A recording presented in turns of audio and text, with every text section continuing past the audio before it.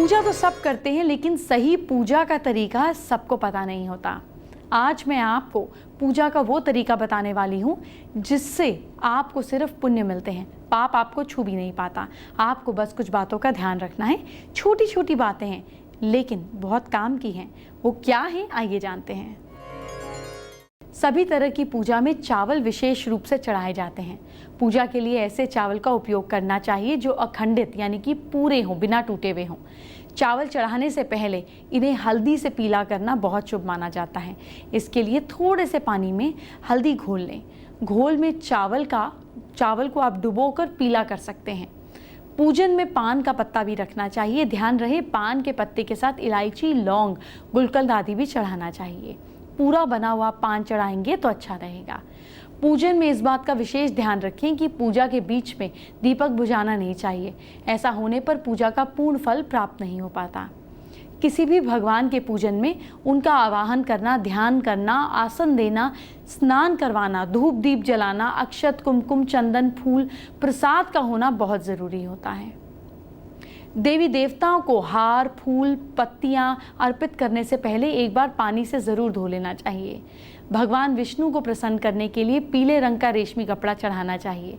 माता दुर्गा, सूर्यदेव, गणेश जी को प्रसन्न करने के लिए लाल रंग का, भगवान शिव को प्रसन्न करने के लिए सफ़ेद वस्त्र अर्पित करने चाहिए।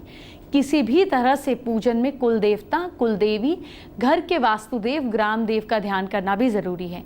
इन सभी का पूजन करना चाहिए। जिस आसन पर हम बैठते हैं उसे पैरों को इधर उधर खिसकाना नहीं चाहिए। आसन को हाथों से ही खिसकाना चाहिए।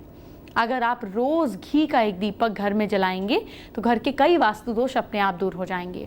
सूर्य, गणेश, दुर्गा, शिव और विष्णु ये पंचदेव कहलाते हैं। इनकी पूजा सभी कार्यों में जरूर करनी चाहिए। रोज पूजन करते समय इन 5 देवों का ध्यान करना चाहिए। इससे लक्ष्मी कृपा से समृद्धि प्राप्त होती है। तुलसी के पत्तों को 11 दिन तक बासी नहीं माना जाता। इनकी पत्तियों को हर रोज जल छिड़ककर फिर भगवान को अर्पित किया जा सकता है। दीपक हमेशा भगवान की प्रतिमा के ठीक सामने लगाना चाहिए। कभी भी भगवान की प्रतिमा के सामने दीपक ना लगाएं। इधर उधर लगाया गया दीपक सही नहीं माना जाता।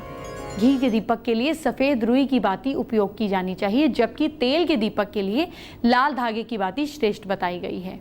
पूजन में कभी भी खंडित दीपक नहीं होना चाहिए। धार्मिक कार्यों में खंडित सामग्री शुभ नहीं मानी जाती। शिवजी को बिलपत्र अवश्य चढ़ाएं और किसी भी पूजन में मनोकामना की सफलता के लिए अपनी इच्छा के अनुसार भगवान को दक्षिणा अवश्य चढ़ानी चाहिए, ध्यान करना चाहिए। दक्षिणा अर्पित करते समय अपने दोषों को छोड़ने का संकल्प लेना चाहिए। दोषों को जल्द से जल्द छोड़ने पर मनोकामनाएं अवश्य पूर्ण होती हैं। भगवान सूर्य की 7, श्री गणेश की 3 और विष्णु जी की 4 और शिव जी की आदि परिक्रमा करनी चाहिए। घर में या मंदिर में जब भी कोई विशेष पूजा करें तो अपने ईष्ट देव के साथ स्वास्तिक, कलश, नवग्रह देवता, पंचलोकपाल, षोडश मात्र का, सप्त मात्र का पूजन जरूर किया जाना चाहिए। इस तरह सभी की पूरी जानकारी पुरोहित से प्राप्त की जा सकती है। विशेष पूजन में पंडित जी की मदद ले लेनी चाहिए ताकि पूजा में कहीं कोई विघ्न ना आए। घर में पूजन स्थल के ऊपर कोई कबाड़ या भारी चीज ना रखें। भगवान शिव को हल्दी नहीं चढ़ानी चाहिए और ना ही शंख से जल चढ़ाना चाहिए। पूजन स्थल पर पवित्रता का ध्यान रखें। चप्पल पहनकर कोई मंदिर तक नहीं जाए। चमड़े या बेल्ट या लेदर की कोई भी आइटम पूजा करते समय अपने पास रखकर पूजा ना करें। पूजन स्थल पर कचरा ना जमा होने दें।